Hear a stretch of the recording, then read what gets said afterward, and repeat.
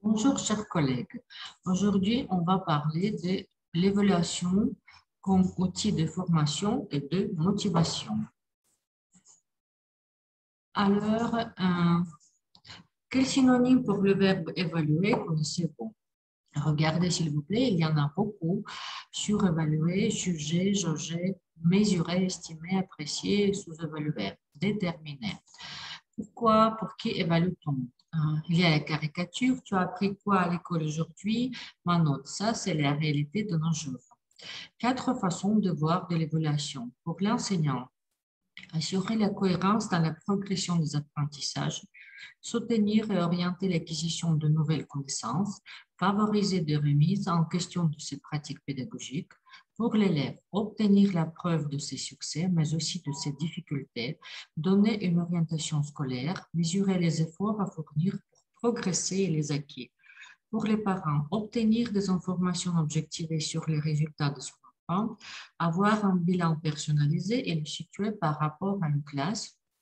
Pour les supérieurs hiérarchiques d'établissement, remettre des diplômes, valider ou non une orientation scolaire, avoir une vision globale des résultats scolaires de l'établissement. L'évaluation des apprentissages est une démarche qui consiste à recueillir des informations sur les apprentissages, apporter des jugements sur les informations recueillies et à décider sur la poursuite des apprentissages compte tenu de l'intention d'évaluation de départ. Si on situe l'évaluation comme acte pédagogique, d'abord c'est planifier en fonction des objectifs, après c'est faire apprendre en fonction des objectifs, c'est évaluer en fonction des objectifs et enfin c'est corriger en fonction des objectifs. Les types d'évaluation, on les connaît bien. Diagnostic formatif ou formatrice et sommative. Mais il faut savoir la différence entre l'évaluation formative et formatrice. Concept né en 1967, l'évaluation formative vise quant à elle à améliorer le processus d'apprentissage. Elle prend en compte l'erreur qui fait partie du processus d'apprentissage. L'évaluation formative est considérée aujourd'hui comme une composante centrale et continue du processus d'apprentissage. Elle a une fonction pédagogique. C'est celle qui aide à prendre une décision pour mieux agir.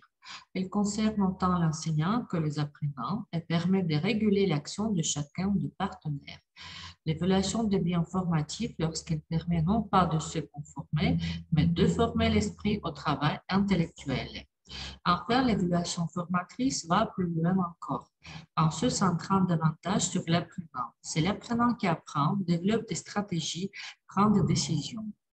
De là l'importance de l'auto-évaluation comme habileté à développer un objet d'apprentissage. L'évaluation est donc considérée comme proactive. Il s'agit de rendre l'apprenant conscient de la démarche à adopter pour effectuer la tâche proposée, de l'engager dans une démarche autonome de l'appropriation du savoir. Une évaluation digne de ce nom.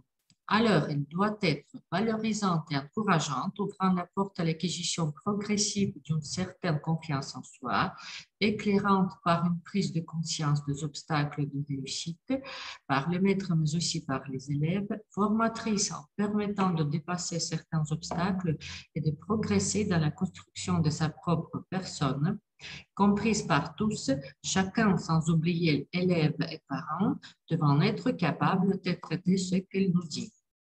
13 questions à se poser pour concevoir une évaluation. La première, quel type d'évaluation diagnostique, sommative, formative? Quel public individuel, la classe, une fois binôme, petit groupe? Quel apprentissage est évalué? Une production, une démarche de perception?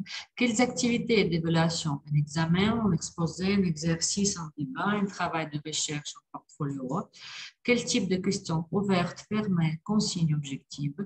Quels médias utiliser? Un texte, une image, une vidéo, un audio? Quel outil pour l'évaluation? Un document imprimé, un questionnaire en ligne, un site web, un outil numérique. Comment les apprenants vont-ils vous rendre l'évaluation en main propre, par courriel, sur un blog, un exposé en classe? À quelle étape du cours aura lieu l'évaluation? Au début du cours, à la fin du cours, en cours d'unité, en fin d'unité. À quel moment les apprenants auront-ils accès aux questions? Période avant l'examen, au moment de l'examen, quand ils veulent. Qui sera en charge de la correction? Le professeur, l'apprenant, un autre apprenant, une correction automatique. Quel outil pour la correction? Un corrigé, une grille de correction, une piste de correction. Quelle rétroaction? Par écrit, par vidéo, par audio, commentaire d'une correction automatique. Exemple de correction, vous voyez, on peut dire que ce sont des mauvais exemples. À gauche, par exemple, un prof lui-même, il ne sait pas la grammaire. Dommage qu'une consigne n'ait pas été comprise. Et à droite, est-ce que c'est possible d'évaluer avec beaucoup de couleurs, par exemple, plus de 20 couleurs? Alors, ce sont des conseils à nous, aux profs. Utiliser des grilles de correction simples, idéalement avec des critères clairs et bien définis. Corriger le même numéro pour l'ensemble du groupe plutôt que copie par copie. Soyez systématique, constant et uniforme. Corrigez à la règle, masquez le nombre des étudiants. Écartez les copies à problème et revenez-y à la fin. Si vous êtes plusieurs correcteurs, validez les compréhensions de la grille d'évaluation et comparez les corrections de quelques copies en groupe pour vous arrimer. Et encore, il y a quelques sites, oui, pour faire l'évaluation diagnostique, par exemple. C'est le site RPI Savoir et TV5 Monde et des outils en vue d'une évaluation certificative, préparation aux thèses, diplôme de FLE, se préparer au TCF avec TV5 Monde ou avec RPI Savoir, se préparer au DELP2 avec RPI Savoir. Bon, merci de votre attention.